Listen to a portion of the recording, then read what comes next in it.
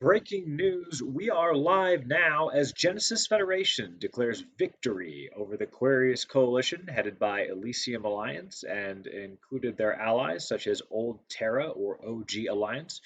We are live here now in Paragon Sol, System MP5, Tech KR, where Old Terra Alliance is evacuating their system in the wake of a 72-hour campaign launched by Genesis Federation against the Coalition. To understand what brought us to this point, let us briefly recap the Elysium and their coalition war with the GenFed Alliance. Approximately 1 month ago, Elysium Alliance appeared in GenFed's home system unexpectedly with nearly a 100-man fleet. You may recall our September 5 episode, Fake News Warriors, in which we reported a Reddit post created by an Elysium agent which trashed GenFed as requiring entry fees, having no fleet doctrines, no fleet commanders, etc. After that blindside attack, Elysium showed up again the weekend of 20 September in a small force, or in force rather, with a small contingent from OP4S, nearly 70 from Sovereign, and more. Elysium forces never materialized on the battlefield, and instead they ran off to go attack a 50-man fleet from VEV, our Ukrainian friends, who are now official members of Genesis Federation. You may also recall us showing on the stream our fleet smashing into their engaged fleet like a wrecking ball and enveloping them. And finally, you may remember from our interview with PPU, Pew Pew United Corporation, that Elysium leader Bloody from SSS Corporation had declared war on us simply for the fact that we had recruited PPU against his demands. His demands, of course, were based on his hatred of a prior PPU CEO who no longer was playing Echoes.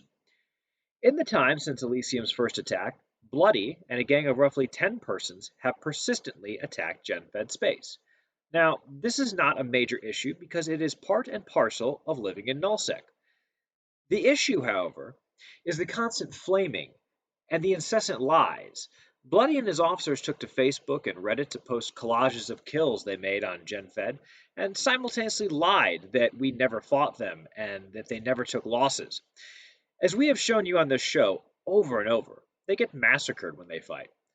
Finally, GenFed decided it was time for an offense against this coalition, especially Elysium Alliance and SSS Corp. On 7 October, GenFed Fleet High Command met and devised a simple and direct offensive campaign for an alliance deployment. On 8 October, the Fleet Command broadcast a warning order for a deployment to the alliance, which we dubbed Operation Sleeping Badger. On 9 October, Operation Sleeping Badger commenced with a full-scale invasion into Paragon Sol and the claiming of a forward operating base on the border a period basis. Over the next 48 hours, GenFed conducted around-the-clock raids into period bases. In the early U.S. time zone hours of 11 October, Bloody announced, quote, "Elysium is dead. Too much infighting and constant issues has not allowed the alliance to flourish. We'll be joining OG in Paragon Sol. Sov will be here soon, and we need to consolidate closer to each other. This is not optional." End quote. SSS Corp member Alexandra Black lamented, quote, "Well, Jen is going to have a field day claiming they broke Elysium," end quote, to which the senior fleet commander Zenton Karvash said, quote, "Truth hurts. They did break Elysium. However, they were not the primary contributing factor," end quote. We will get to the contributing factors as part of this war report. Now, with the knowledge that Elysium was broken and that SSS Corp was moving to Old Terra Alliance in Paragon Sol with the intention to build up forces and prepare for Saab, GenFed Fleet Command released an immediate follow-on operation dubbed Operation Woke Badger and immediately deployed all forces into the current system I'm in, MP5 TAC KR. In the early hours of 12 October, GenFed forces under my command entered MP5 KR with 12 persons in a non-doctrine bring the blingy ships doctrine. It was kitchen sink, but expensive kitchen sink. Enemy forces rushed us with a full cruiser doctrine supported by battlecruisers, and total numbers were around 30. With mostly frigates and light ships, we fell back and we waited for the remainder of our forces to appear. Once we had approximately 30 persons, we re-entered the system and established a camp on the now vacant enemy station. After an hour, we had grown to 40 persons in our little camp, while the enemy had nearly 60 persons docked and on comms for their home defense fleet. Our spies on their comms were heard to, or were listening in, and they were reporting back to us that the members of SSS and OG were confused and had a feeling that we had a larger fleet somewhere on standby. I can't confirm that we did not. It was 40 persons, and they were approaching 60, and they still did not fight. We sat there for almost an hour, and eventually we got so bored sitting on their station, we docked up, got into seated condors, and we undocked. They still refused to engage, and mind you, all of this was on a 6-hour live stream, so you can go ahead and go watch it yourself. The previous stream to this one is that live stream. But until such time that we called for a free-for-all style brawl on their station undock. Yes, we were so bored, we started killing each other on the undock.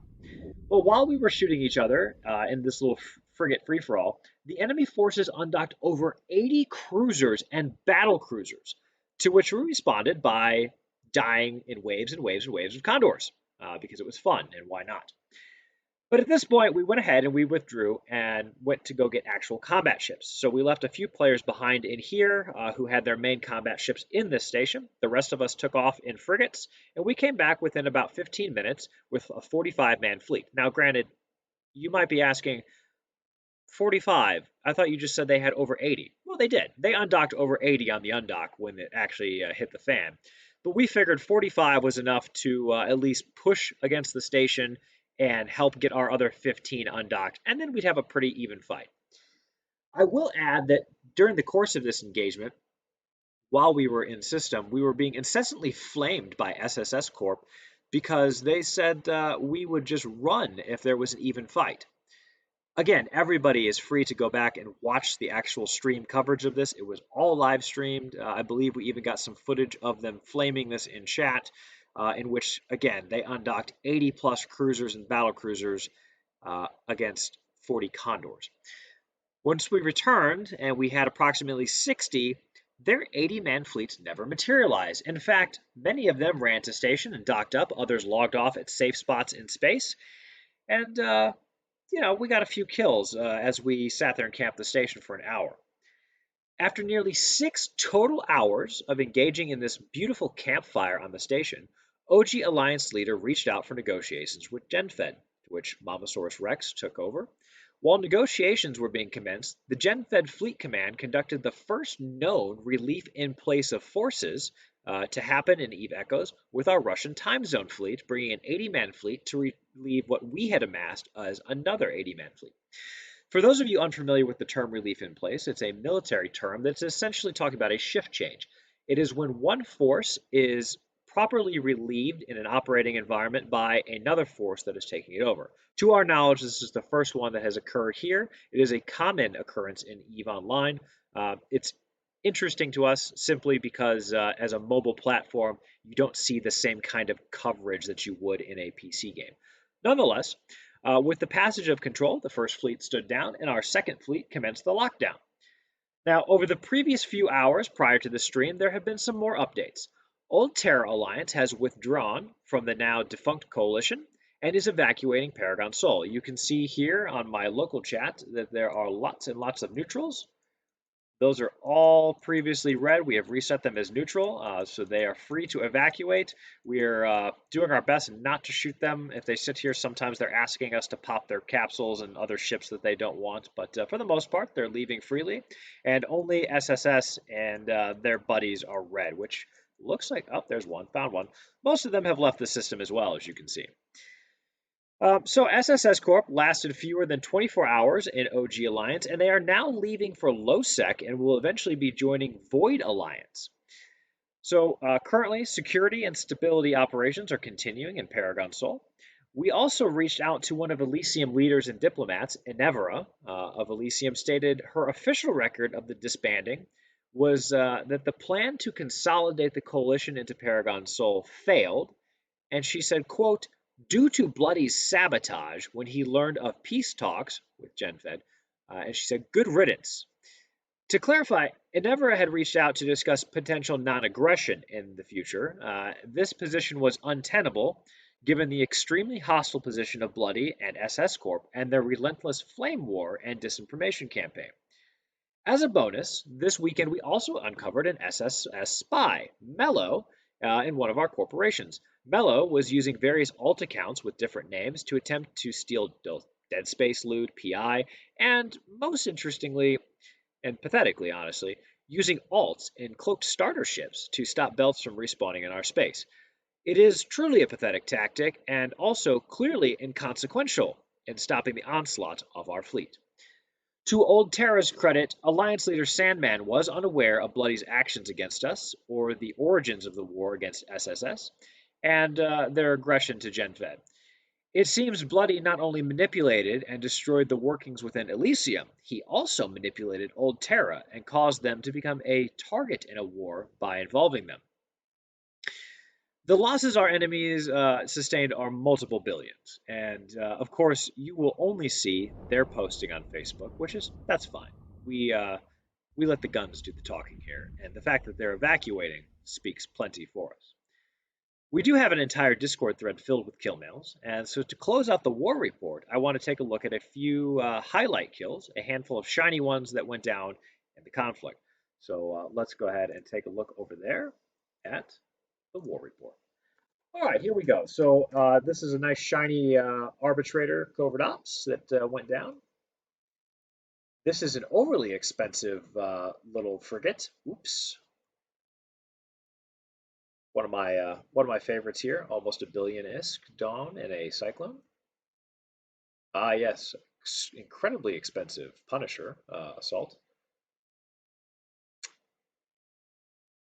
Ah, I think we've seen this one before on the stream. Oh yes, that's right. It's the Dead Space laser armor tanking Stabber fleet issue that died in a fire. Ugh, poor haulers.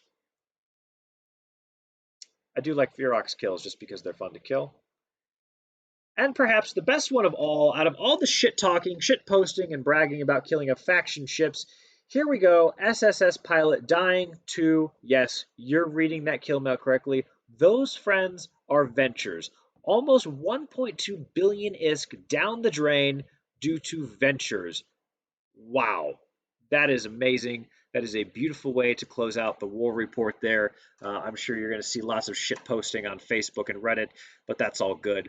I would like to bring up a little positive thing that happened just before the stream went live here. This individual, he is with, let's see, shout out to Ray in the Warhammer, Old Terra as they evacuate.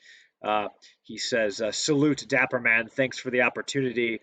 He says we got fucked by both of them, SSS and OP4S. So yeah, to my point earlier, OP4S essentially lied and misled Elysium into believing that we had aggressed them. Elysium has now publicly stated that they recognize that that is not the case, that OP4S tricked them into joining the war, and Bloody fueled it with his personal vendetta simply because we recruited a corporation he did not want us to recruit. And Bloody, I think you have bigger issues now on your plate. You probably need to recruit corporations, period, right? I will leave you with this. You may recall that Elysium launched, quote, Operation Scorched Esoteria. It seems, in retrospect, that Esoteria has scorched them and has now annexed Paragon Sol into what we now call Greater Esoteria. Ironic. They could shitpost on Reddit, but could not save their space. That's going to be it for the war report. Nice, short, and simple. We will see you on the next episode of the Kerensky Show, where we cover all things stupid, all things drama, all things combat. If there's any combat to be had, the game changes. Stay tuned for the skill changes that won't happen tomorrow, even though they were announced, but then told that they weren't announced in the AMA, and people are still spreading the rumors. I love it. So we will see you all next time on the Kerensky Show.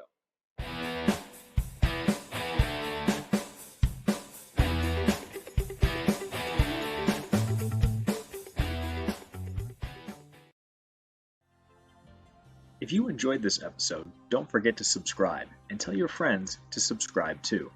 Be sure to check out the rest of the Genesis Wire content at www.genesistaccfed.com/GenesisTackWire. Thanks for listening. The Kanos Kerensky Show is produced by Kanos Kerensky, Executive Producer Tim the Lemur, Supervising Producer Moses the Lemur, Assistant Director Pavel the Lemur, Technical producer, Jolly the Lemur. Playback and media operated by a neckbeard. Edited by Nobody. Costume by a secondhand store. Hair and makeup by a lemur with glaucoma. All EVE Online source materials are copyright CCP 2020. All EVE Echoes source materials are copyright CCP and NetEase 2020. The Kerensky Show is a Genesis Wire production. Copyright Genesis Wire 2020.